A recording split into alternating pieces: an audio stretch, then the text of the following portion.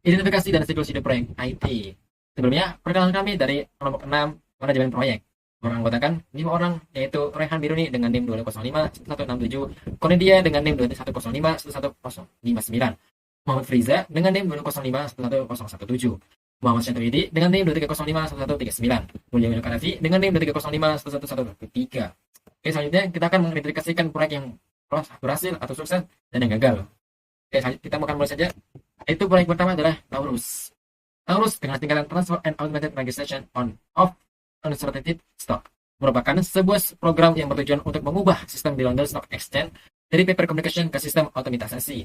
Proyek Taurus dimulai pada sekitar tahun 80-an. Pada awalnya, beberapa sistem bisa berjalan dan memberikan hasil yang sesuai diharapkan.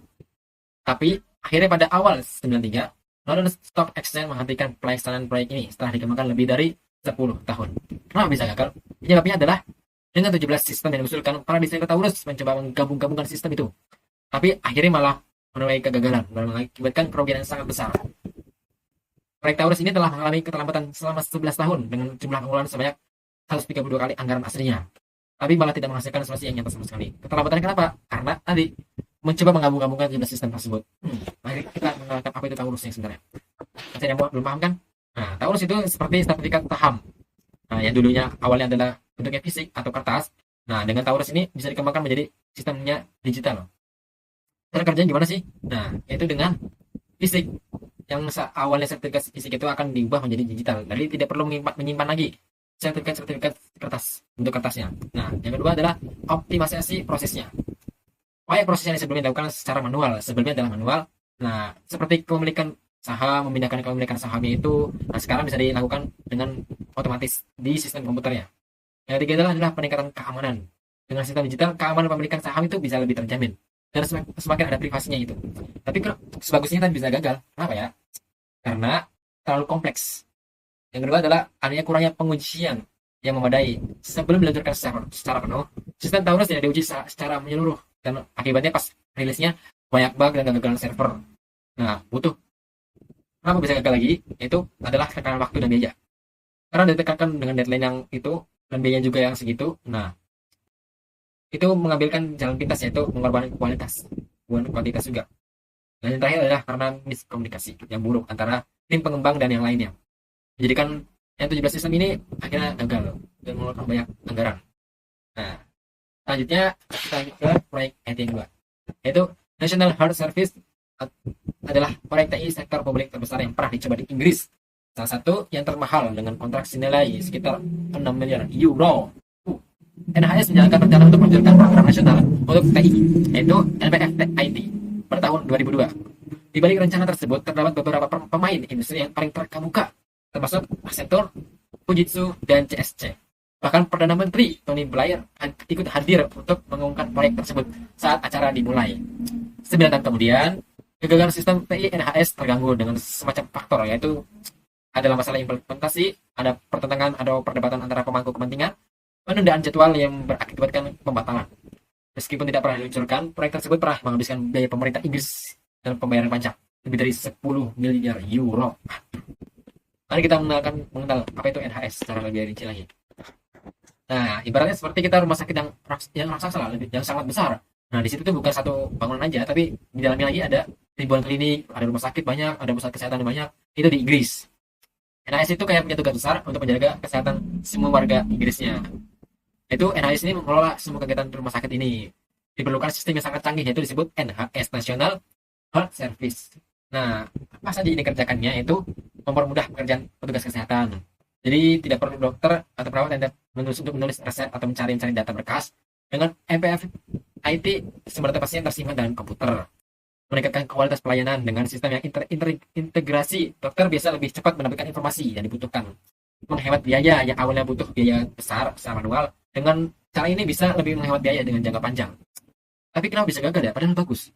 Pertama, ada skala proyek yang sangat besar dan kompleks. Karena itu membutuhkan data-data yang banyak. NHS ini juga perlu fasilitas kesehatan yang banyak, yaitu ribuan fasilitas.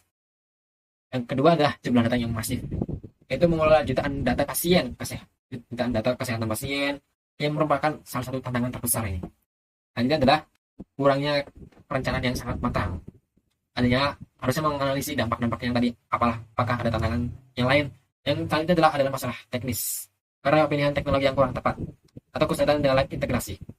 Yang selanjutnya adalah faktor manusia, karena adanya pergantian vendor yang sering terjadi dalam proyeknya bisa menyebabkan terganggunya proses pengembangan dan meningkatkan biaya lagi. Nah, dampaknya apa sih kalau kegagalan MPFIT? Yaitu biaya yang sangat besar. Proyek ini menghabiskan biaya yang jauh lebih besar dari anggaran awalnya. Keterlambatan implementasi. Proyek ini sangat jauh dari awal yang direncanakan. Kualitas pelayanan yang sangat terganggu awalnya dalam proses implementasi seringkali terjadi kegagalan server atau kegagalan dalam gangguan seperti gangguan pada pelayanan kesehatan, kehilangan kepercayaan publik, membuat kegagalan ini proyek ini sangat makin merosot. Nah, selanjutnya adalah yang ketiga, yaitu proyek dari Healthcare.gov. Layanan ini membantu orang mencari dan mendaftar asuransi kesehatan dengan singkatan HIM, yaitu Health Insurance Marketplace, yang disebut juga sebagai marketplace atau bursa, yaitu yang menyediakan layanan belanja dan pendaftaran sarana kesehatan melalui situs web berpanggilan dan bantuan langsung. Peluncuran situs web Healthcare.gov ini pada tahun 2013 untuk pendaftaran asuransi kesehatan di Amerika Serikat, tapi mengalami banyak masalah teknis seperti situs webnya sering ada kegagalan server, ada banyak bug, dan juga pemerintah Amerika Serikat menggunakan biaya yang sangat banyak untuk tambahan waktu juga untuk memperbaiki masalah-masalah yang tadi. Mari kita mengenal lebih jauh lagi tentang HIM. HIM itu seperti ibarat kita mencari baju di mall, tapi kita juga bisa membandingkan harga-harga dari toko lain yang itu. Nah, tapi ini dengan sebutannya kesehatan. Nah, tempat HIM ini bisa membandingkan berbagai jenis asuransi kesehatan. Itu dengan memanfaatkan macam manfaatnya apa saja, harganya juga, yaitu dengan dan juga pendaftaran asuransi ini secara online, jadi lebih mudah. Nah, tapi kenapa bisa gagal? Karena informasinya terlalu banyak dan rumit. Ada begitu banyak pilihan asuransi di kesehatan di HIM ini. Ada banyak pilihan, ada banyak opsi, jadi merasa orang lain itu kesulitan untuk memilihnya. Teknologi yang belum sempurna. Sistem pendaftaran online di HIM belum berjalan sangat lancar, jadi orang kesulitan juga dalam mendaftar. Selanjutnya adalah biaya yang masih tinggi. Meskipun ada subsidi atau bahasanya light lah, biaya asuransi kesehatan di HIM masih dianggap terlalu mahal. Selanjutnya kurangnya pemahaman tentang asuransi kesehatan. Banyak orang yang tidak benar-benar memahami apa itu asuransi kesehatan dan manfaatnya. Dan juga yang terakhir adalah perubahan peraturan. Seringkali ada yang terjadi perubahan peraturan dalam sistem ini yang menjadikan tidak stabil dan sulit diikuti untuk masyarakat. Selanjutnya adalah Tokopedia. Tokopedia ini telah berhasil membuktikan kekuatan dari platform e-commerce melalui berbagai faktor kunci yang mengukuhkan posisi mereka sebagai salah satu pemimpin di pasar di Indonesia. Pertama-tama, pertemuan mereka yang sangat pesat dalam pasar menjadikan indikator utama kekuatan platform mereka. Sejak didirikan pada tahun 2009, Tokopedia telah mengalami pertumbuhan yang sangat luar biasa dan menjadi salah satu e-commerce terbesar di Indonesia dengan jutaan pengguna dan ribuan penjual aktif. Karena bisa ini, karena ada kuncinya, yaitu membangun ekosistem yang komprehensif, antar muka yang intuitif, responsif, dan mudah digunakan. Selanjutnya adalah sistem pembayaran yang sangat aman. Selanjutnya adalah memperbaiki infrastruktur back-end mereka dan memastikan kesejahteraan dan kinerja yang optimal. Nah, tapi ada alasan, tapi tetap alasannya kenapa bisa menjadi kesuksesan itu mudah digunakan. Karena mau penjual atau pembeli ini sangat mudah digunakan dalam satu aplikasi saja. Yang kedua adalah banyak pilihan produk. Jadi ketika mencari sesuatu itu lebih mudah kita. Banyak pilihan produk yang lebih beragam, tinggal mencari, klik, langsung ketemu. Harganya bisa bersaing dalam pasar offline. Misalnya dengan offline ini harganya mahal, kita di online lebih murah. Dan itu adalah sistem pembayaran yang sangat aman. Ini adalah banyaknya promosi atau diskon-diskon yang menarik, logistik yang sangat handal dalam saat pengiriman barang, dan yang terakhir adalah sangat mendukung UMKM, yaitu mendukung usaha mikro, kecil, dan menengah.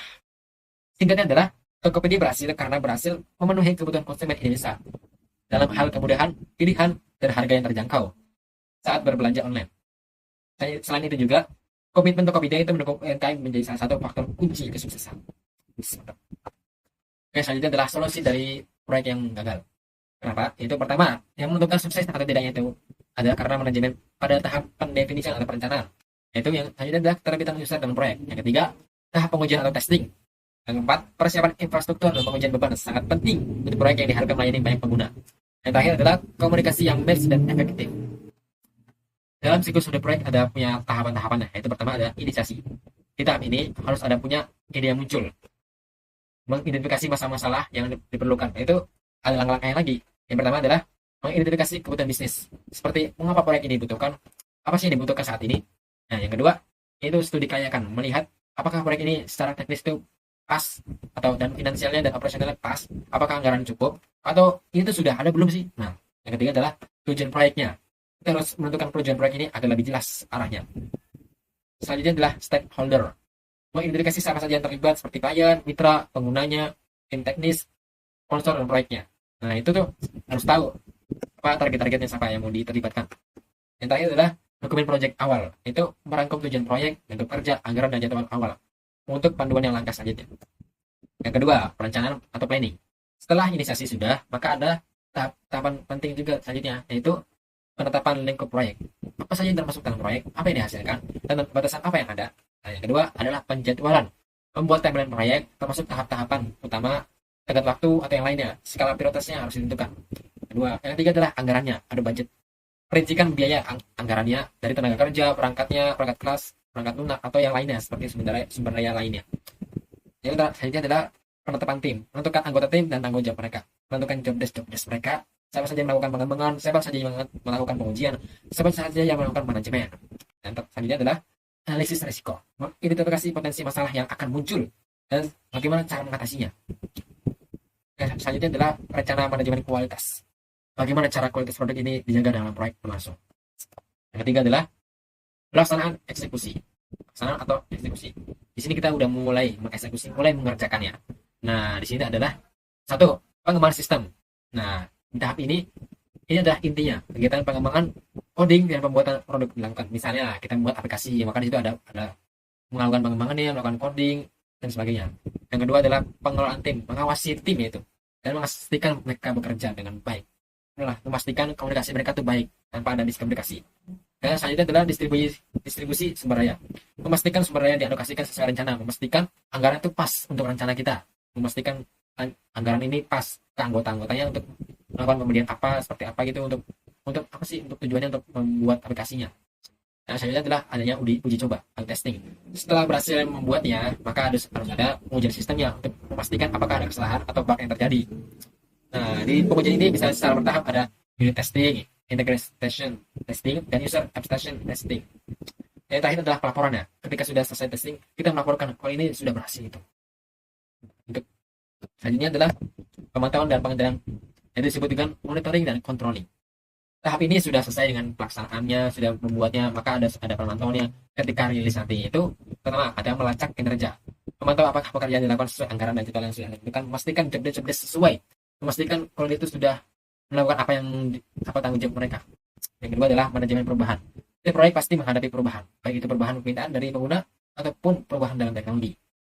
Manajer proyek harus siap untuk mengelola perubahan ini dengan meminimalkan dampaknya. Yang kedua selanjutnya adalah mengontrol kualitasnya, mengevaluasi kualitas pekerjaan yang dilakukan, mengevaluasi kembali mereka yang melakukan pekerjaan itu. Jika diperlukan, adanya revisi dan perbaikan untuk menjaga standar kualitas. Yang terakhir adalah menangani resiko. Jika ada masalah atau resiko yang muncul, maka harus ditangani dengan cepat. Harus saling kontribusi ada dalam. Makanya dibutuhkan komunikasi yang tepat. Yang terakhir adalah penyelesaian. Di tahap terakhir ini sudah boleh diserahkan kepada klien atau yang penggunanya. Nah, di sini adalah serah terima produk atau proyeknya. Produk ini diserahkan kepada pelanggan atau pengguna. Pada tahap ini, pelatihan atau panduan penggunaan mungkin diperlukan. Yang kedua adalah evaluasi proyek. Melakukan post project review, di mana tim melihat kembali apa yang sudah dilakukan, apa yang berhasil, apa yang tidak berhasil, dan pelajaran apa yang bisa diambil untuk proyek berikutnya. Mengevaluasi kembali apa yang sudah, misalnya sudah mempublish hasil proyek kita dan digunakan oleh pengguna, maka di situ kita harus memantaunya juga. Dan apa saja yang tanggapan dari pengguna itu, maka kita melakukan evaluasi tersebut. Nah, yang ketiga adalah dokumentasi akhir.